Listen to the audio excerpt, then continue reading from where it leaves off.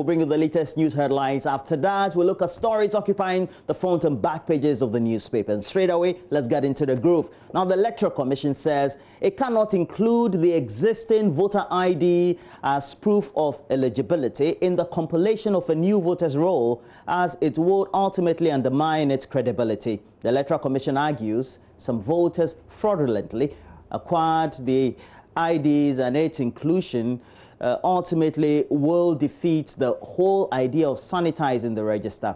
The opposition National Democratic Congress has alleged the exclusion of the existing IDs is part of a grand scheme by the election management body to rig the 2020 general elections in favor of the governing New Patriotic Party.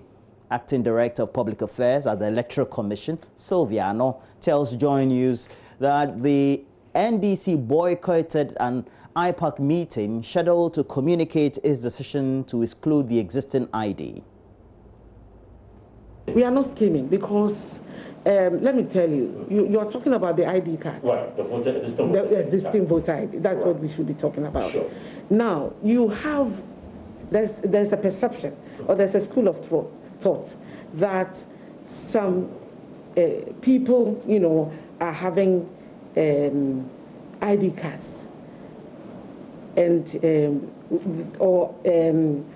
some way, somehow, they were able to register because they said they were Ghanaians. Okay. Now, we want to clean the voters register. It's been there for some time now. You need to clean the voters register thoroughly, you know, and there is a need to make sure that you do not migrate the kind of problems, you know, in the old register onto the new system. Therefore, when you're coming, you're asked to get out of the classroom and you are coming back. The teacher has to search your pockets and make sure that you are not carrying anything, you know, that will affect the credibility of an exams.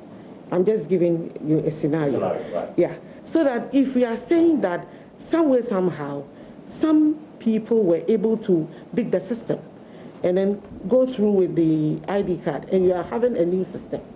You want to have a new voters register, or you want to replace the old voters register. Must you migrate the kind of problem that you had in the old system onto the new system? And apart from that, all the political parties are going to be given the opportunity to be at the registration centers so that your party agent is there. You have the challenge system where if anybody came to the registration center and the person was not qualified, you have the right to challenge the person. So all these things are there. It's not like we're going to segregate, you know, some people or some centers and say that, no, party A or party B, you don't have the right to. But that wasn't the earlier position of the Electoral Commission, and that has been the argument of the political parties opposing this decision. You see, that earlier you told them that we're going to include the voters register, the existing voters ID card, as part of the requirement for the new registration. Let me say that whatever happened at the initial stages was not cast in stone and iron. It was dialogue, purely dialogue. And that was the reason we keep on inviting the political parties, you know, to come over.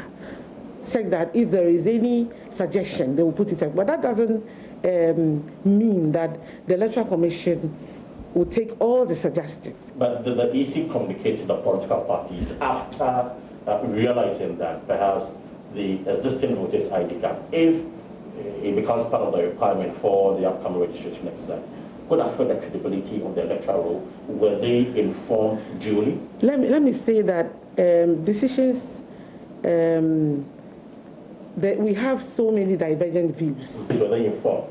Oh yeah, the political parties. The political parties at the last IPAC meeting were informed that they talked about the fact that there's a CI before Parliament, and these are the details. We did communicate with the political parties. Can you produce minutes of this meeting for the purposes of transparency and accountability? There are procedures. If the Commission so decides to do that, so be it.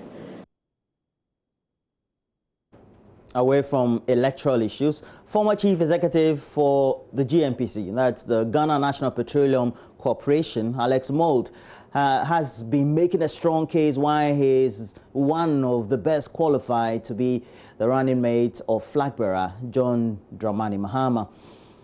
Mr. Mahama is yet to name his running mate for the 2020 elections, and Mr. Moult is one of those whose names have been mentioned as a likely running mate. Speaking on PM Express last night, Mr. Moult confirmed he's interested in the position. He says he has the trust of former President John Dramani Mahama and has paid his dues to the NDC.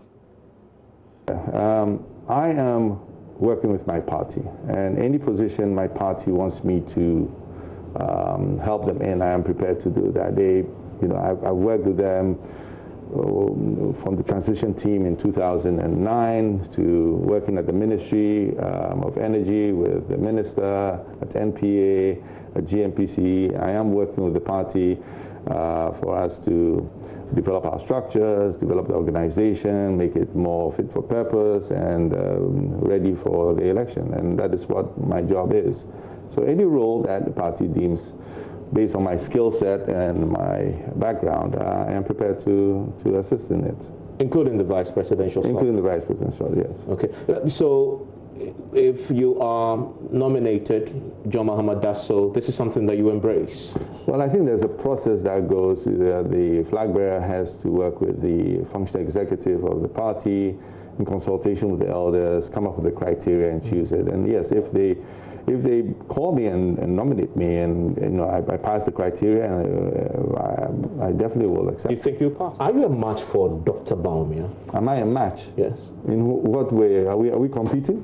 Yes. If you want to become the vice president, if your party wins and selects you, you're going to clearly in that position. He's your match. If you get a nod. Yeah, but I mean, his job in terms of his skill set. What skill set? And his expertise. That's an economist par excellence, I may say.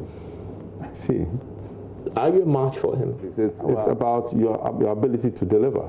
Yeah. So it's not only on politics, it's your ability to deliver. And if you're talking about the economy, of course I can deliver on the economy. If you're talking about energy, I can deliver on energy. If you're talking about any area, whether it's trade, whether it's industry, whether it's infrastructure, because I have worked in these areas before. This is not, this is not, would I be able to do it? I have a pedigree that says exactly what I have done in the past.